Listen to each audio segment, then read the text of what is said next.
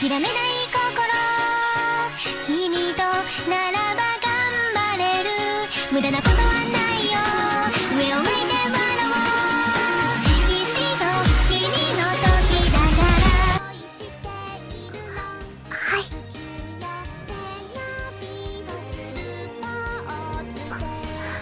あなたを見つめてるの踊るようにでも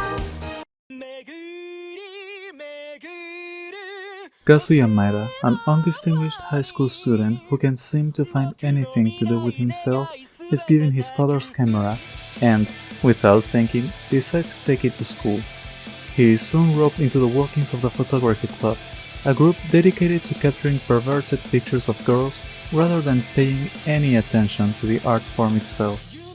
He begins to photograph various attractive girls under different circumstances, and for some reason, this makes him popular. He suddenly has his hands full of potential girlfriends, all of whom are desperately in love with him and want him to help them with the various quirky problems.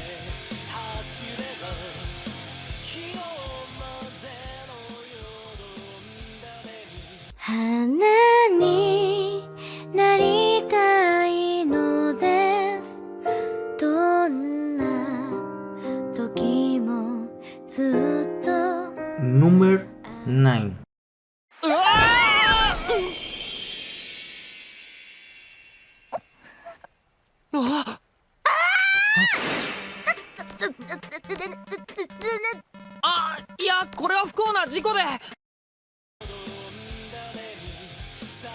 Kazuma Hoshino is preparing himself for a new stage of his life as a teenager. Because of his brother Ayumu's weaker than average health, their parents thought it best for the family to move out from the city to a more rural environment. Now, the two brothers are off to the Yorosuyo Inn, where they'll be staying until their parents can settle affairs back in the city and set up their new home. Hoshizora and Kakaru Hashi finds Kazuma adapting to his new school, dealing with the multiple women who have entered his life, providing emotional support for his younger brother and coping with living with his new landlady. However, for some reason, something about this place is bringing whispers of the past into Kazuma's mind. Small flashbacks to a more innocent time and a friendship long forgotten. What could this deja vu mean?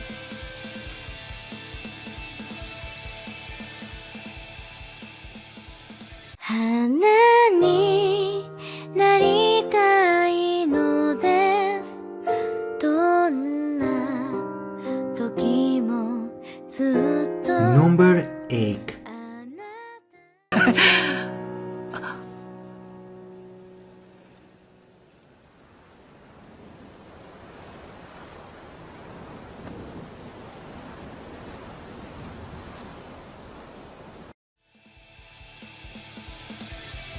Yuta Takemoto, a sophomore at an arts college, shares a cheap apartment with two seniors, the eccentric Shinobu Morita, who keeps failing to graduate due to his absenteeism, and the sensible Takumi Mayama, who acts as a proper senior to Takemoto, often looking out for him. Takemoto had not given much thought to his future until one fine spring day when he meets the endearing Hagumi Hanamoto and falls in love at first sight.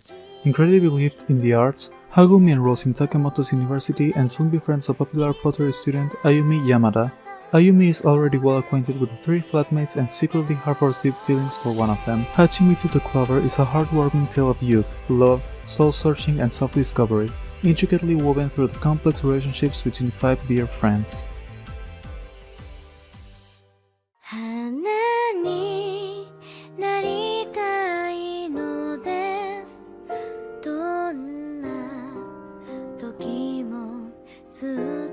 Number 7.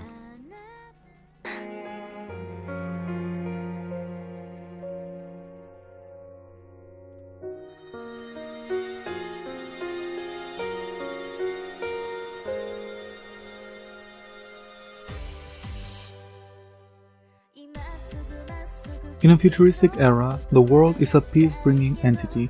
Though no one knows its location, it has watched over Earth for so long that war has become merely a fable. The airship Norn's task is to deliver 9 ability users to the world. After collecting the last person, Norn takes off. Included on board are 8 men and 3 women. While en route, suspicions arise amongst the passengers when they realize that there are too many people on board.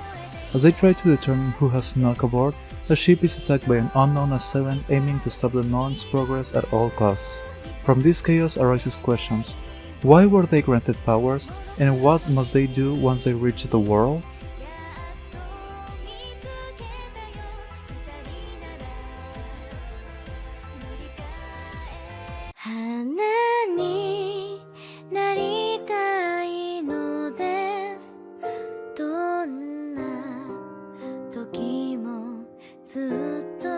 Number 6.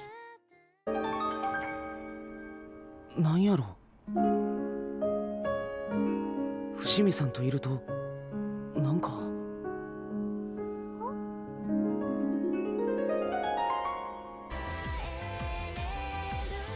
Frazzle-haired middle schooler Inari Fushimi is less than average. She's painfully shy and horribly clumsy, but despite all this, she's undeniably kind. Running about the winding streets of her hometown, she takes a shortcut through the local shrine and stumbles upon a small fox pup in a river. After rescuing him, she continues on, but from this moment on, her life takes a drastic turn. Grateful for rescuing the pup, the shrine goddess Uka no Mitama no Kami, Uke-sama, grants Inari a fragment of her power. Now, Inari has the ability to transform into anyone by shouting the magical phrase Inari Kon Kon. Could this power also grant her the courage to convey her feelings to her crush, Koji Tanbabashi? With her new heavenly ability and the fox spirit Kon, Inari forms a sincere friendship with Uka-sama, encounters more of the supernatural world, and learns that true love knows no bounds.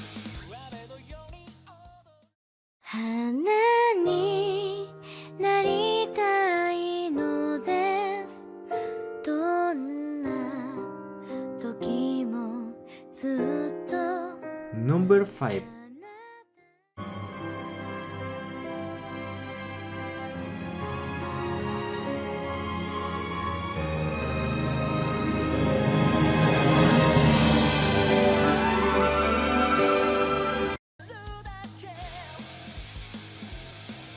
'Kurumi is a beautiful young woman whose beloved boyfriend, Hall, died in a sudden airplane accident. Left heartbroken and gloomy, she isolates herself in a small house. But this soon comes to change when her grandfather requests the help of a humanoid robot named Q01. Taking on the appearance of Hall, Q01 is sent to Kurumi's house in order to save her from her state of despair. As Hall returns day after day and increases in his efforts, Kurumi, despite her initial reluctance, slowly begins to open up to him and break free from her depression. But there is more to Hall than meets the eye, and these two will soon learn an unexpected truth about this relationship between a human and an android.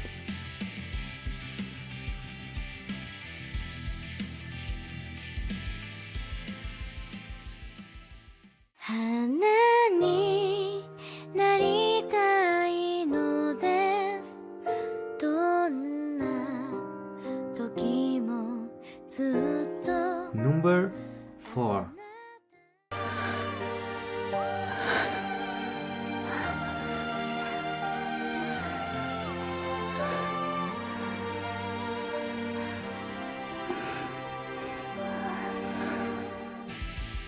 'Kiri Haimura has an obsession with beautiful hair, specifically cutting it. This bizarre trait is what leads him to seek out a rumored long-haired ghost who lives in an abandoned house on a hill.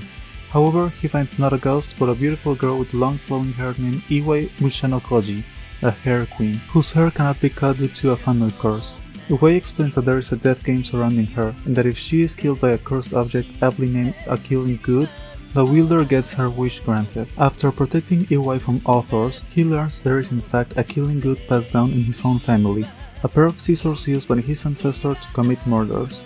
Naming the scissors the Severing Crime Edge, he finds that he is able to cut Iwai's cursed hair with them, setting her free to live a normal life.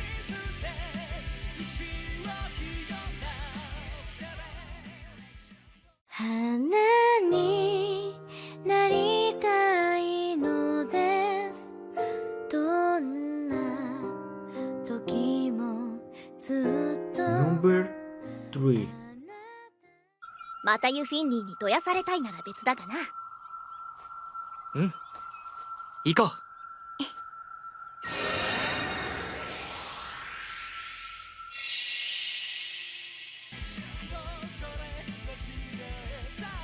Foron Tatara is no ordinary musician. As one of the rare dentists who can summon elder spirits using music called Commandia, his gift is so strong that his spirit partner is none other than famous Corticarte Apa Lagranges. Sure, she may look like a young girl in her human form, but you don't get nicknames like the Crimson Annihilator and the Bloody Duchess for sitting back and watching the daisies grow. Now, at the behest of the Tsuge Divine Music Player Office, this dynamic duet travels the continent of Polyphonica on Thoron's combination motorcycle organ, following the Song of the Open Road, orchestrating rescues and generally fixing whatever's baroque. Some musicians wait for a muse to hit them, but Thoron makes his work for scale.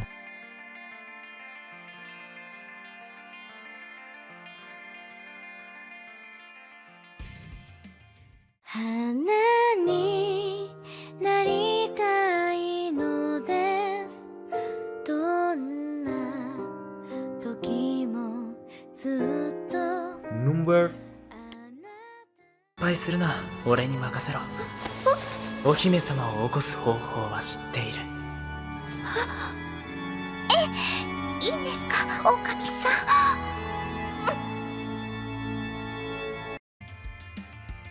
Tomboy Ryuko Okami is a fierce boxer and the assigned bruiser of her club. Of course, no normal high school club needs a bruiser, but the Otogi bank operates more akin to an actual bank. Here, the students can ask for favors from the club as long as they promise to return the favor in the future. 16-year-old Ryoshi Morino is a shy boy, a far cry from the Otogi bank members.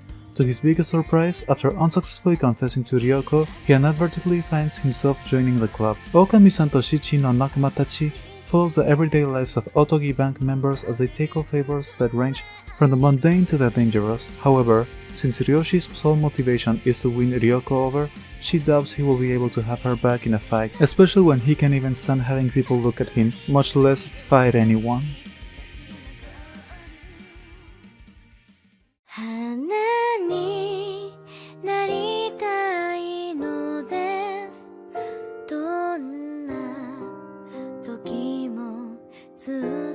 Number 1.